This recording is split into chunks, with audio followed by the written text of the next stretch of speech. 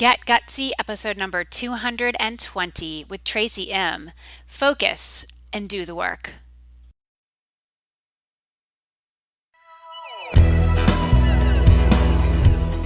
Welcome to Get Gutsy. I'm your host, Jenny Fennig, and I am so excited to be on this journey with you.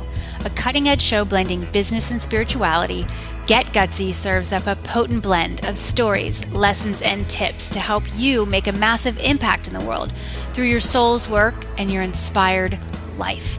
No more going it alone, no more excuses. The world needs more brave women saying yes to leadership. Are you with me? Good. Let's get gutsy now.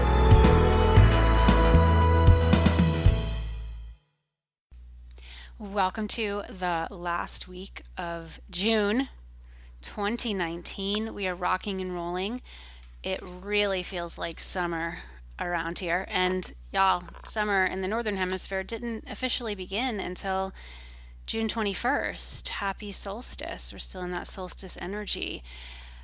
Wherever you are in this great big world, sending you so much love. I live in Western Massachusetts, and summer here, I live in the Berkshires, is my favorite. It is so perfect. The weather, the temperature, there's so many things that go on here. We have this cultural explosion, and we just have a ball. We had my dad and stepmom were just visiting for a few days. They just took off to go back home to Georgia. And now we're settling in. We're settling into this. I feel like it's a new season. That honestly is how it feels to me. And it is. Like we now are officially in summer. And I am kicking off a new season of my work. How about you? We start the next cycle of my mastermind in July. And let me tell you, the women who've stepped forward are like so fabulous and so fantastic. And I'm just really feeling into that right now. You know, anytime I start something new, I I simmer in it. I simmer in it. And when I'm calling people in, I hold firm on my vision. I stand very strong on this vision of the absolute right people stepping forward. And that's what you've got to do when you put your big work out in the world is you stand firm. You stand firm even though you don't know exactly how it's all going to turn out or work out or when, even though it brings up your stuff because there's no quote guarantees to this work other than it's going to test you and it's going to be amazing and you can handle it. You feel me on that? So shout out to everyone who has stepped forward into my mastermind and who will by the time we get started. I will be taking this crew of leaders under my wing for the next 12 months. And we're going to do some incredible things together. I'll be coaching them one-on-one. They'll be in this mastermind circle. We're going to be retreating to Costa Rica. We're going to retreat to the Berkshires.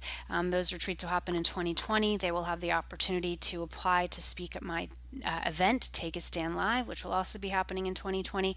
Y'all, we've got some big things that we're meant to do with our life and with our gifts.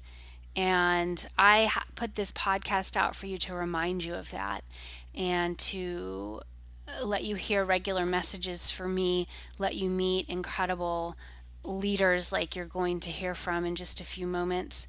And I simply want to invite you to double down on the work that you know you're meant to do and to let this new season be one of huge abundance, huge growth, huge moves, and betting big on yourself.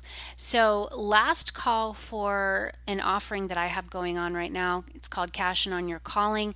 It is an up-leveling immersion that I've been delivering in my Facebook group. And we have 6 powerful trainings that are a part of this offering right now. It's free. It will be free through the remainder of this month, June 2019. You can come into this Facebook group. It's called Gutsy Leaders of Wisdom. Just go to Facebook and search for Gutsy Leaders of Wisdom. Request access if you're not already in there. And you'll see those videos at the top of the group, and you can tune in. I've had a ball leading those this offering, and anytime I'm feeling into where I'm meant to serve next, like that's just what I do. I get a download, I get a hit, I sit with it, and then I move. And so that's what I did with Cash In on Your Calling, this up-leveling immersion. If you're in there, it's been awesome having you there. And if you're not quite there yet, you haven't joined yet, this is your last call, because those videos will be coming down after we finish this month of June. So hop in while you can. All right, so I have a special treat for you today. I am talking to my longtime client, Tracy Imm, about several things, including building a side hustle, growing her business through public speaking, and the power of focus. Tracy is one of those clients you dream about. She shows up for the work and she takes action on the regular. Tracy's a corporate communications superstar who has tapped into her passion of teaching and coaching women how to become better leaders. She's also a Get Gutsy Certified Coach, which means she graduated from Get Gutsy Coach Training School. She has launched a podcast, written and self published 2 books, and she's growing a profitable side business, all while still serving her corporate side by investing in herself and doing the work. And that's something that I love about Tracy. She continues to invest in herself, she continues to do the work. She knows this is the long game, and she makes really smart moves regularly. Like, she's not going, well, my corporate stuff is really full right now, so I'm just going to ignore my coaching business. I'm going to ignore my speaking business. No, she's consistently looking at what she wants to be doing and how she can best serve, and she mixes it all up, and she's created something beautiful, and she'll continue to build that over time. So if you struggle with the feeling that you don't have enough time to do all the things that you want to do, this episode will help you cut through the clutter and focus on what truly matters.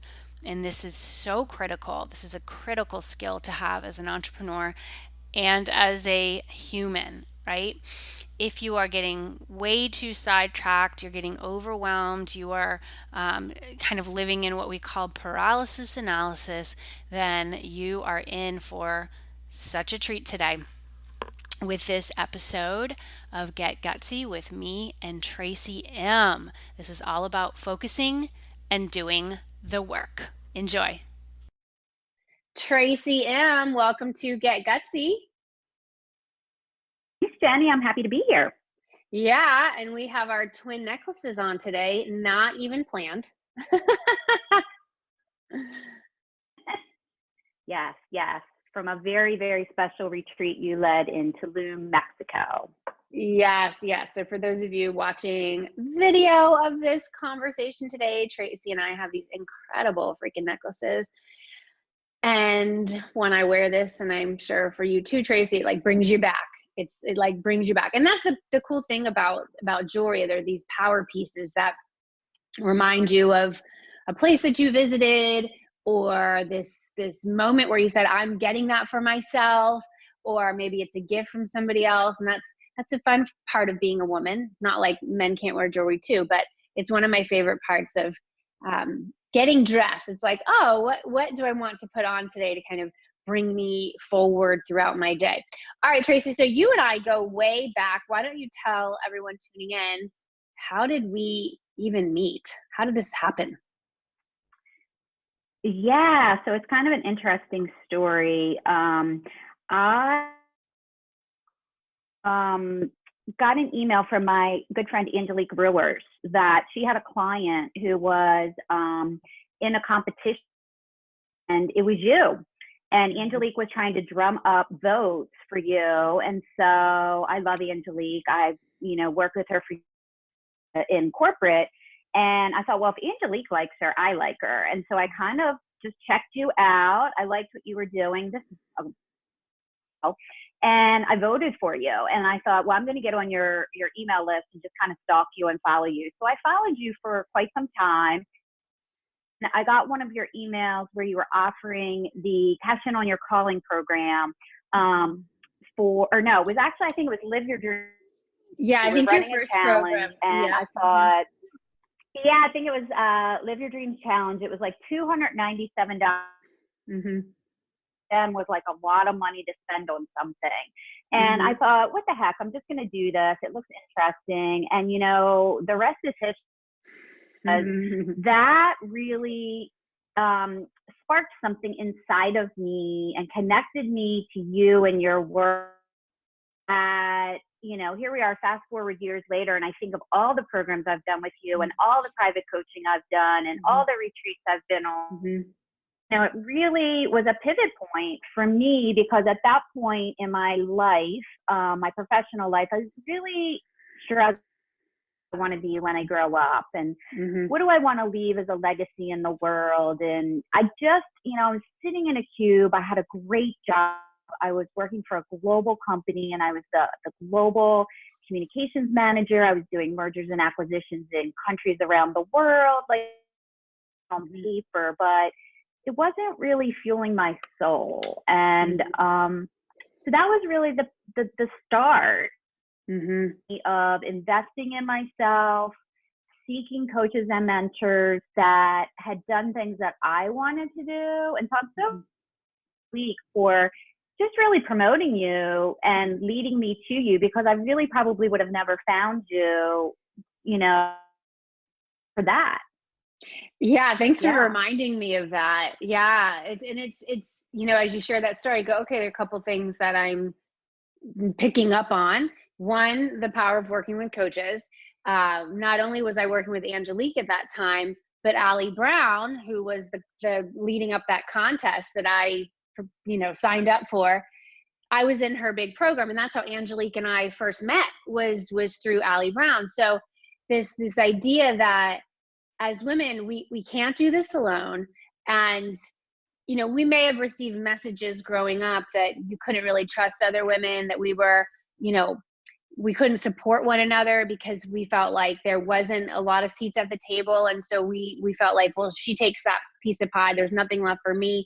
And what I learned as I got into this entrepreneurship world and kind of online coaching and all of that was I'm meeting some incredible women who are totally wanting me to succeed, and I want them to succeed. And we all do it in our own unique way. We're not stepping on each other's toes. Like there's a room for all of us to be ourselves and to thrive. And then, yeah, look what happened. It's like, I met Angelique at Allie's event. Angelique and I started working together because I noticed, as you knew about her, that she's so freaking smart, and she was going to help me really develop what that business was going to look like and the programs and the offers and all that kind of thing. And then she helped me out by reaching out to her community and saying, hey, vote for this amazing gal Jenny for this contest. And thank you for your vote, because I ended up winning silver prize in that contest and an Apple computer. And I'm actually going to pick it up from the shop, the Apple shop, because it needed some more memory put into that machine. But yeah, what a wild ride. What a wild ride. So as you mentioned, your background is in communications, and you've done really well in that field. It's definitely one of your gifts, is communicating and understanding what's happening and how to break that down in a way that satisfies the different audiences and all of that kind of thing. Tell us more about kind of what you said, that itch or that feeling of, this is great, I'm here, I'm at this big company, I'm good at my job, but something doesn't feel exactly right. Tell us more about that feeling and how you navigated that, because a lot of our listeners are in that now or can totally relate because they have been in that. Yeah. So, I've spent decades being a corporate gal. I've checked all the boxes. I've gone from an entry level position to the C-suite very rapidly and at a very young age in very male dominated worlds. And so I kind of want to go back to your point about my experience working with other women was not very positive. The women that I thought would be reaching behind and pulling me forward, they didn't. They tried every which way to keep me small. And I really didn't want the generation that came behind me to have that experience because it wasn't fun.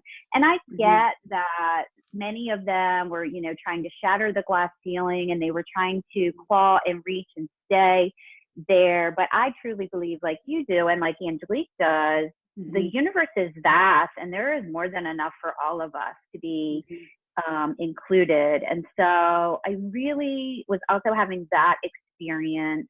Um, so most of my mentors were men. And I just, what really appealed to me, and I knew nothing about the online marketing world at all. Like that was like a foreign concept to me.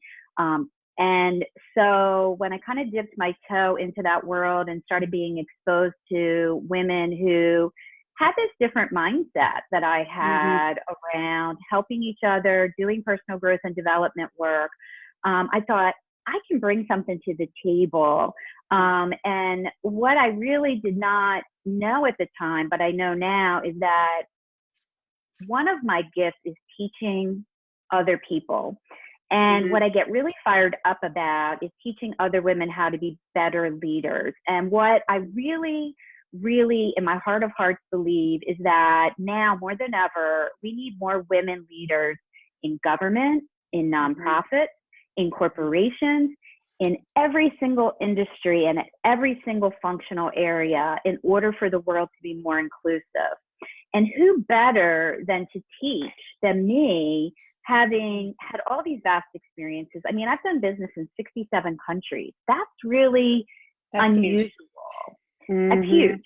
I've advised CEOs and chairmen of the boards of global organizations around how to get their message out, how to buy and sell companies, how to integrate cultures Mm-hmm. into new companies. And so I've got all of this experience that other people did not.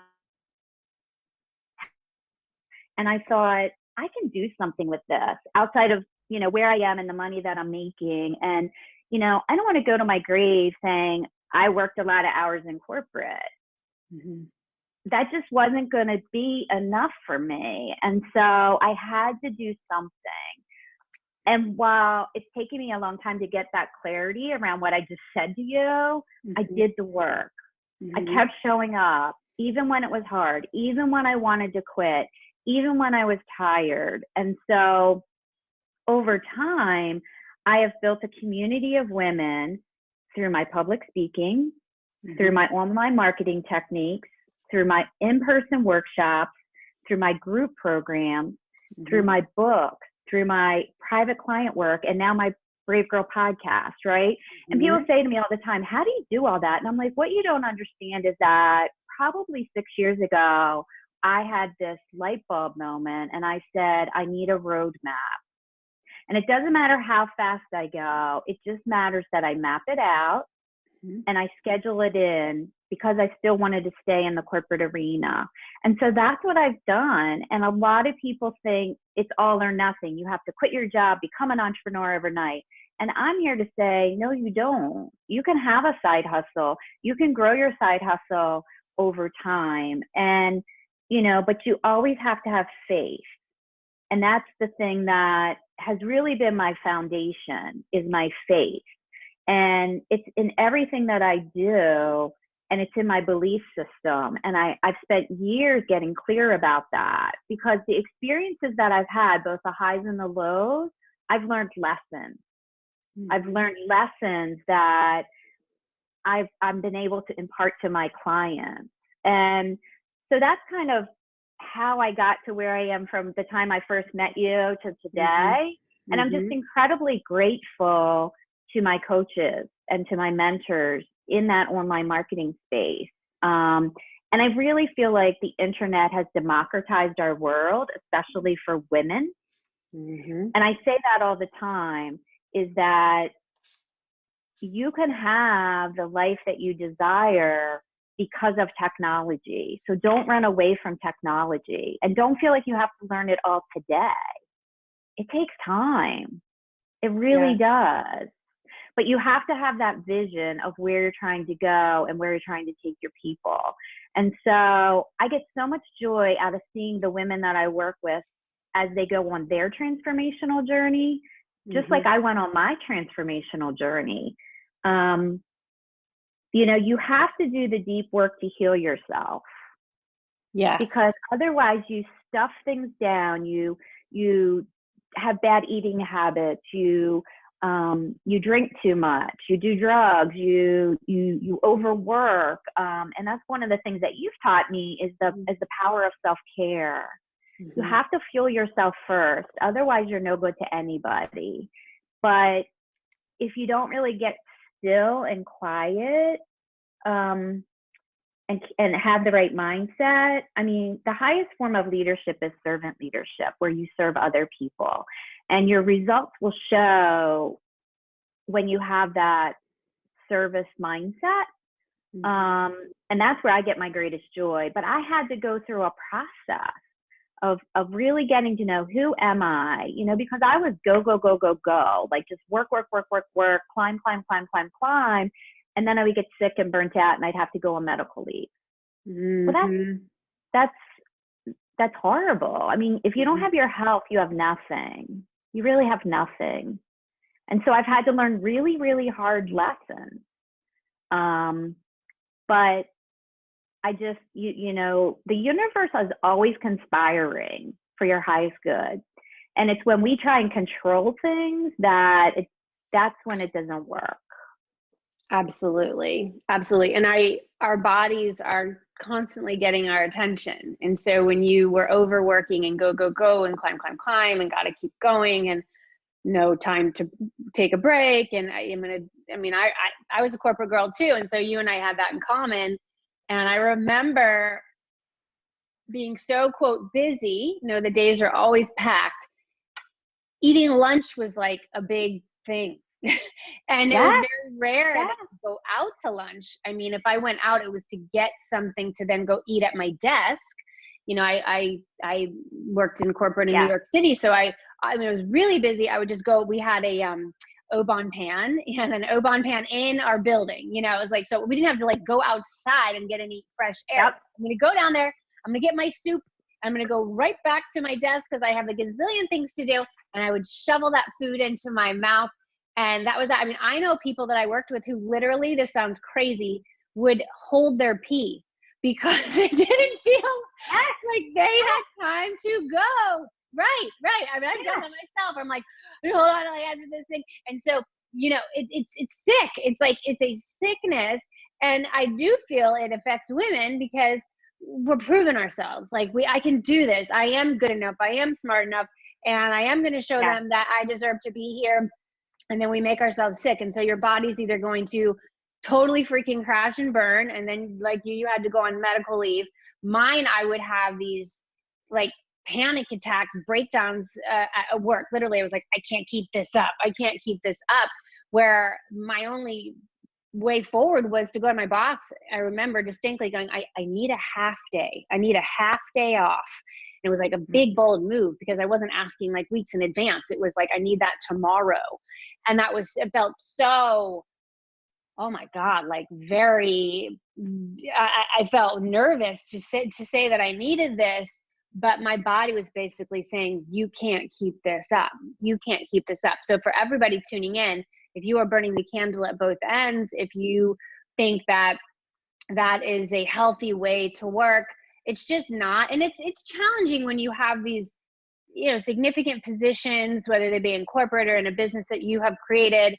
But like you said, Tracy, if you don't have your health, you have nothing. And you can go talk to anybody who's really sick and what they wouldn't give to get that freaking health back. They'd give money back. They'd give the awards back to just get that health back. And so let's talk about what you then have been able to do with this building of, as you call it, a side hustle. And so to your point, not everyone needs to go quit their job tomorrow to start this business that they're dreaming about. It often just doesn't work that way. That might not be the wisest approach for somebody. And what tips would you give to someone who's in that position where they need to keep that gig, for whatever reason, and yet they have this call in their soul to go build something like a coaching type business. They have books inside of them. They have a podcast inside of them. They have programs inside of them. They want to lead a workshop. They want to bring a community together because they have so much more to offer than just the day job. What tips would you give to someone who's like, okay, that's great, but I'm already stressed out. So how am I going to fit this in? How do I do it? So a couple of things. You have to ask yourself why. Okay, so you've got to know your why, right? For me, I just knew I had more to offer the world than just the organization I was working for. The second thing is you have to have a coach. You have to find somebody that you totally respect that is going to work with you to help you figure it out. And you have to be willing to view it as an investment. And if you don't view it as an investment and you just view it as an expense I can't afford, well, forget it. Just stay in corporate. If you're not willing to find a business coach, strategist that resonates with you 100%, then forget it. And I also think that there's tons of really good coaches out there. There's also people who call themselves coaches that really should not be allowed to do that, but it is what it is. And so find someone that has been successful working with other women. If you're a woman, if you're a man, find a man, because I think that matters, who can teach you. And that's exactly what I did with you. I mean, I started at $297, but over time, I've said no to some of your programs and worked with a different coach because at that point in time, that wasn't the best investment for me, or it was something that I wanted to do different. So not to say hop around a million coaches, but find that anchor coach who is really going to help you and not judge you for, you know, the fact that you're not going to, you know, they shouldn't be shaming you into, it's your life, right? And so they should be giving you that same space, and they should be nurturing you and holding space for you in a way that works. And so for me, that was what I always appreciated about you, is you weren't like, Tracy, you better quit now, or what are you doing? I mean, you would push me and you would ask me questions, but you know, and then the other thing I see people do is they get bright, shiny object syndrome, and they're like, I want a podcast, I want a book, I want to speak. It's like, focus on one thing. Focus on one thing, start to finish, test it, view it as an experiment, because you can't have all the things all at once. Your time is very limited. Your time is very limited. And so the two things that I think are the most important are your calendar and your checkbook. I think you're managing your finances responsibly, and you need to be managing your time. I like the way that you said that, the calendar and the checkbook. That's really freaking very, that's like so key messagey right there. I'm like, that's so perfect. It's like you just boiled it down. It is. And the thing is, you have to look at where you're spending your time, where you're wasting your time, where things are, you know, sucking the time out of you. I think it was in Costa Rica on your retreat. You have us do this calendaring scheduling exercise. And I had this aha moment where I was like, I'm in my car way too much. And that's when somebody said, can you telework? And I was like, you know, I can. And so I was able to reclaim some of my commute time as hours for myself and my business. And then on the checkbook side, what's your money story? Because you have some kind of crazy belief that has been passed down through the generations to you that you're going to be a homeless person, you're going to be a bag lady, or all rich people are just evil. And so you got to get your money story straight. Your money story doesn't have to be what your parents' money story was, but you got to do some work there, and you really got to get it under control. Yes, absolutely. Study with people like Dave Ramsey and Suze Orman and some of these big gurus that teach you money management techniques and thoughts. And you got to get your mindset right about money and and cash flow. And you've got to, if you're going to do it and you're going to do it, you gotta get your arms wrapped around money. Yes. It's energy. It's Money, energy. yeah, yeah. And it's because it's especially, I mean, not that money doesn't matter when you work in corporate, but when you go out on your own, you're gonna, or at least add something, or if side hustles in addition to what you're already doing, or if you like eventually take the leap and just have your business, yeah, the business needs to turn a profit, and it might not happen right away. It's like you got to figure stuff out. You need to look at like what's selling in your market, and you got to find it. It's like this ideal mix and the price point, and it's a process. And that's why for a lot of people, we're figuring it out while they're still employed, and getting a paycheck is wise. I mean, even in my business, I wasn't employed full time while I was building my coaching business, but I was doing contract work as a freelancer in the type of work I was doing in corporate before I quit the job. And so that was kind of like that bridge. So it's called like a bridge Yeah. job. So I was getting regular money in while I was building my coaching business. I was very straight with the company I was consulting for. Like, I'm doing this as well because I needed to feel like I could be out in the open, and I was doing it, which not everyone has that chance to do it. Sometimes people are kind of doing it on the DL, which, you know, is a whole nother set of challenges. But yeah, you've got to figure out the money piece. And it unfortunately, I feel like that's where women have been at a disadvantage. And once we realize, oh, this is our responsibility, and, you know, you and I've talked about this, and this is really so much of what I'm talking about in my business now and with my work, is financially empowered women are changing the world. We're the ones who are going to do it. As a gender, we give at higher rates than men do across the board, even though men own much more of the world's wealth than women do, like by a freaking landslide. And yet we as a gender give more to these social, these causes that need our support. We help promote social change. We give to organizations who need it. We just have philanthropy and doing good and giving back in our bones in a way that men they don't have that, you know. And not to say that some men don't, but they give for different reasons than women do. And so as we look at the problems that are happening in the world and the opportunities that we have, it should light that fire under you as a woman to say, it is my job to get this, and that there's people out there who can help me. And it's okay that you don't maybe understand some of the vernacular. There's certain things that I'm like, my eyes glaze over when I look at, you know, I get my investment statements in the mail and I'm like, okay, you know, like, okay, let me, Right. okay, great, it's going up. Okay. And if I have questions, I can reach out. But, you know, I've invested in getting a financial strategist, you know, a bookkeeper on board, reading, allowing myself to get better at this, because if you don't, you're always going to struggle, and it's just going to feel like, why is it so hard? Why is it so hard? And so you have to be willing to look at your own blind spots.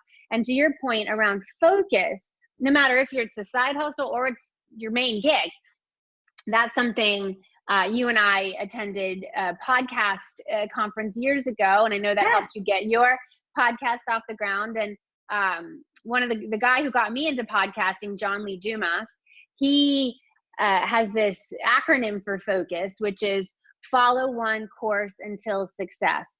Follow one course until success. So, you know, what often happens, which you have got to be really disciplined around when you are doing this on the side of a day job that's demanding, right? Is that you just see all the things that are happening and you're like, I want to do all the things. You know, that looks really fun. I want to do this and I want to do that. But as you said, you've got to look, how is this going to impact your time?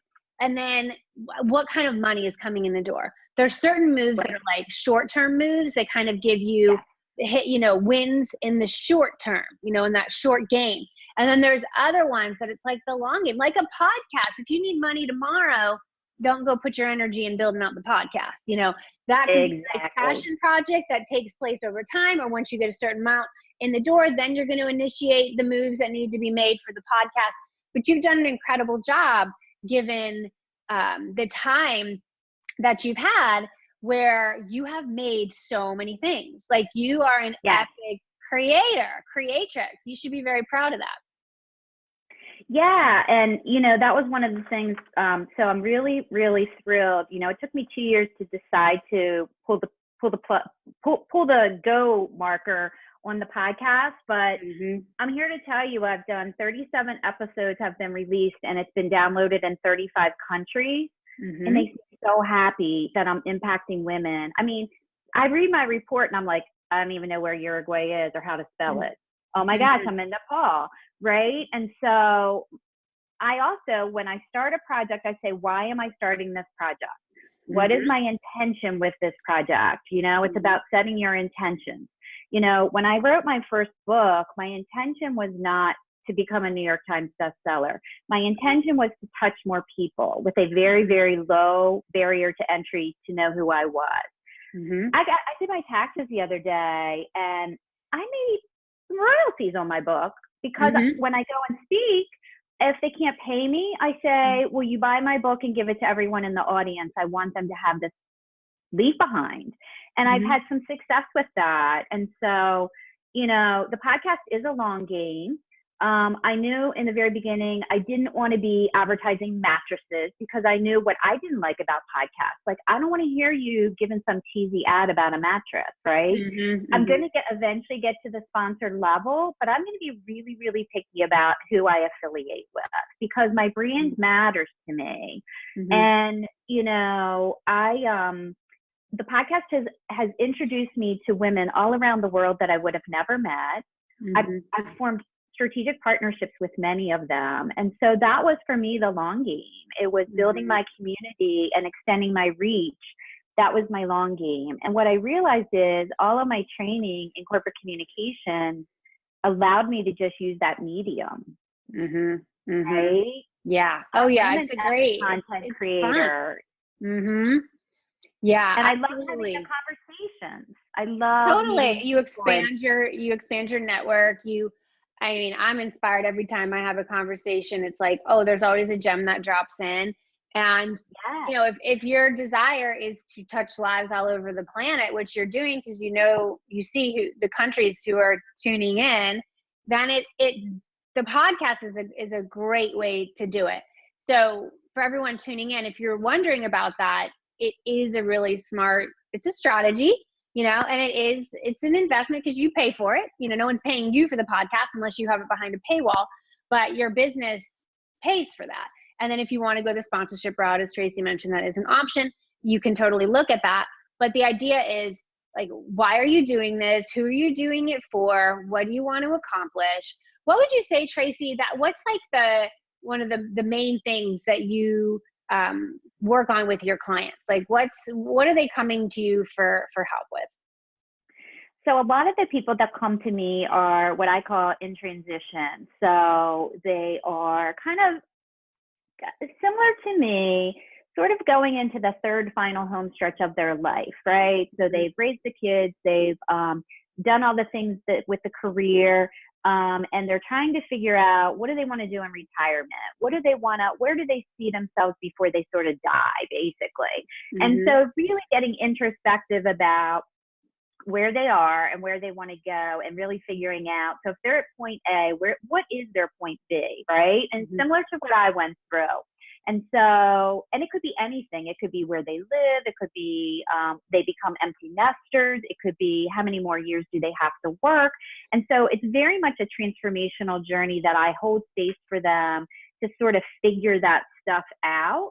And so I coach them on getting clear about their values, getting clear about what's important to them, what is their why, what are some of the things that maybe they never thought they could do, but now they're in a better position to do, right? And so these women come to me in what I call sort of that, what's the next phase of my life going to look like? And so they're trying to get clarity just like I was.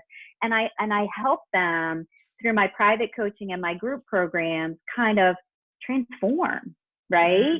And see things a different way, adjust their mindset. And so I have, different programs that I take people through, different workshops that I've led around leadership. And it's a big passion area of yours. Why is it so important for women to be in leadership? I know this is something you're taking a stand for. Why is this so critical at this point in time? Well, for a variety of reasons, but I think, like you say, women have a different energy, and women are much more inclusive and have higher self-awareness in my view. And I believe that the world is going to be a better place when more women are part of decision making. They consider all viewpoints, and women of all dimensions of diversity, whether it's sexual orientation, political party, race, age, all of it. We just have a different lens. And I feel like we want the world to be a better place. The Dalai Lama said the Western women are going to save the world. And I really believe that it's true. And so we have an obligation to step into that, in my view. Absolutely. I mean, that's what this show, Get Gutsy, is dedicated to. It's more women saying yes to leadership and knowing that you're safe to do this, even though it can feel a bit, disconcerting, like, because, throughout history, like, women have been attacked. If you go back generations and generations, like, women who are really in their power, it has not been the easiest road. However, where we are now, I mean, the only way that we're going to bring that healing to the planet that we need is more women saying, yes, I will do this. I will take that stand. I'm going to help women, help people in this way. I'm going to learn more about money and do wonderful things with this money. I'm going to, be more conscious with the way I consume, or the way that I raise my family, or there's so many things that leadership encompasses. And it's so important to really, everyone tuning in right now, like, go deep into your heart and say, where have you been holding back? Where have you been hiding out? Where have you been waiting? Like, I'm going to do it, when I feel more ready. It's like, you're going to be ready when you decide. And that's really what Tracy and I are doing for you today, is saying, step forward, do this. Because we never know when we're going to die. Like, that's the ultimate mystery. And so what are you freaking waiting for? What are you freaking waiting for? This is the opportunity. Tracy, I want to let everyone know too, Tracy's one of our Get Gutsy certified coaches. I have a coaching school that many of y'all know about called Get Gutsy Coach Training School. And so Tracy is, what I love about you is you're hungry. Like, you're hungry, you're committed, you show up, you're grateful. You've made some, one woman in particular, y'all met in one of my programs years ago, and you've continued showing up for each other. And so that, to me, is just that example of how not only women lead, but how women support one another, and how we can say, it's like, we don't want to leave each other behind. It's like, come with me. Now, we can't force people, whether it be, a colleague or a client. Like, we always have to, something that came through me recently was, we can't drag somebody to the start line, and we can't drag them over the finish line. We all have to do our part, and to trust that we belong in the room. We belong in the room. And I think some women have struggled with that. I know I did. Sometimes I'd be in these rooms with people, I'm like, oh, they're so much further along than me. They're older than me. They're this than me. They know more than me. And I would start kind of doubting myself and coming up with these stories around, like, they made a mistake, this is a fluke. They're all going to find out that I'm a fraud. I'm getting kicked out of here. But what I'm hearing from you, Tracy, is that, you're taking a stand for women to really be the captain of that next chapter, and the one who's consciously writing it, saying, my life isn't over just because I'm at this kind of, maybe the third act. It's like, I mean, you could make a massive change today if you decided to do that. But to your point, don't do it alone, because it's already challenging. But when you're trying to do it by yourself, it's going to feel impossible. It's just going to feel impossible. And we don't have time for that crap. Tracy, what is the gutsiest move you have ever made? I can't wait to hear what you have to say here. And how does it inspire your life and work today? So I'm going to go way back, but somebody asked me this question at one of my talks, because I basically was telling this audience of like 100 women, I said, I give you permission to be brave. And I was telling them about my podcast in the finale question, I always ask is, what's kind of the bravest thing that you've ever done? And I'm just so honored and humbled when people tell me their stories. But for me, I have to say, it was when I was 19 years old and my parents were going through a really, really nasty divorce. And I was just drinking too much and not really, stuffing all my feelings down. And I was just in a really, really bad place. And I decided that I was going to study abroad. And I was going to go to the University of London. And so I got in and I worked all summer long. I made a whopping $800. And I decided that I was going to fly from Baltimore to New York to London, and I was going to live in London for 6 months because I just needed to escape. And that was going to be my escape. And I thought that I was being so smart by escaping to a foreign country where I knew no one, and I had $800, and that was going to last me for 6 months. $800 was going to last you for 6 months. Okay, isn't it great to be young? And keep talking. I'm going to let my dog in because she's at my door. She's like, I want to be part of this conversation. Okay, so you're like $800, no problem. That seemed like a lot when you're young. Oh my God, 800. Oh my gosh, I thought I was so rich. I could retire. Like, I thought I was so rich. And I asked my grandparents if they would buy me my plane ticket because I didn't even have enough money to buy the plane ticket. And I bought a one-way ticket. And I went and I spent like $20 on a Army duffel bag, and I threw what I thought was going to be enough for 6 months into this duffel bag. And I hopped on a plane and I went to London and I went to school. And, my $800, I think, lasted like 2 weeks or some crazy thing. So I called my grandparents and I was like, I'm over here in London and thanks for the one-way ticket, but like I have no money. And so my grandparents were like, don't worry about it. Because at that point, my parents were like a hot mess. right. And my sister was away at college. So she didn't have any money. I was rich compared to her.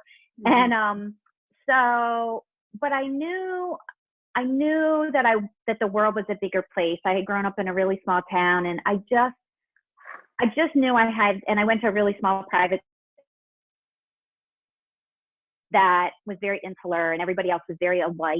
And so I was like, I got to do something different. I got to bust out and do something different. And so that's what I did. And you know what? It changed the trajectory of my life. It made me want to work globally. It taught me so much about other cultures. Even though they speak English, it's a totally different culture. Right. I met people from all around the world. My teachers were freaking amazing.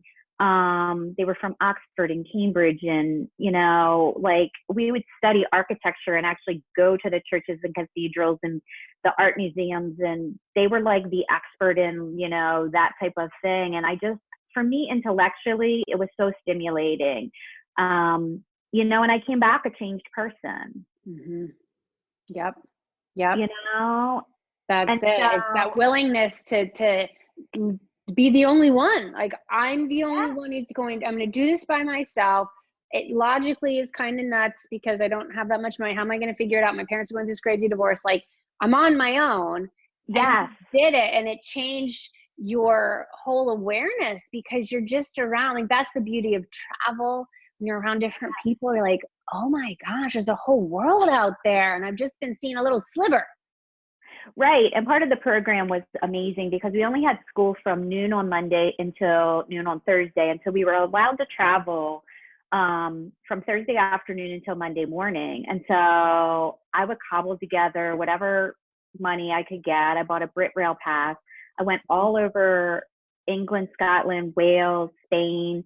And, I ate a lot of apples and drank a lot of Diet Coke. Let me just put it that way. That was my diet. You figure it out. Yeah. Yeah. But yeah, that was probably the gutsiest thing I've ever done. Love that.